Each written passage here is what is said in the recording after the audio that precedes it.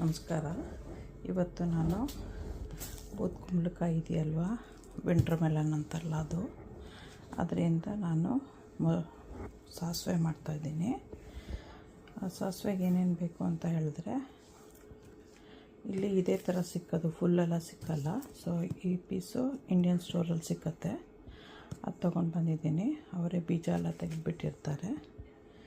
ಆಮೇಲೆ ಉಪ್ಪು, ಹಸಿಮೆಣಸಿನ್ಕಾಯಿ, ಹುಣಸೆಹಣ್ಣು, ಒಣ ಡ್ರೈ ಚಿಲ್ಲಿ, ಒಣ ಮೆಣಸಿನ್ಕಾಯಿ, ಸಾಸಿವೆ, ತೆಂಗಿನಕಾಯಿ, ಆಮೇಲೆ ಕರಿಬೇವು, ಬೇವಿನ ಸೊಪ್ಪು ಅಂತಾರೆ, ಬಟ್ ಕರಿಬೇವು, ಇದು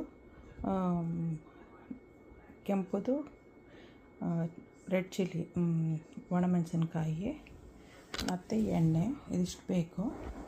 ಇದು ಮೂರನ್ನು first ಬೇಯಿಸ್ಕೊಳಕ್ಕೆ ಹಾಕ್ಕೊತೀವಿ.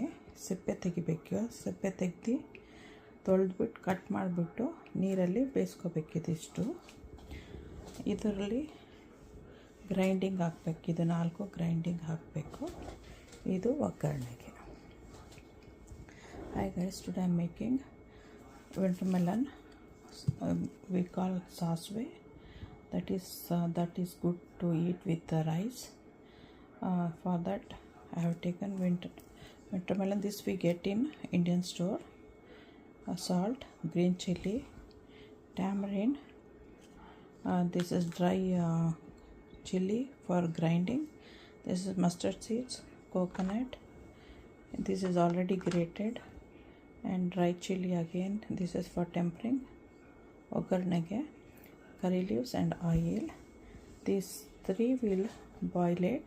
First I have to take out the skin, then wash it, cut it, then we'll put it for grinding, boiling.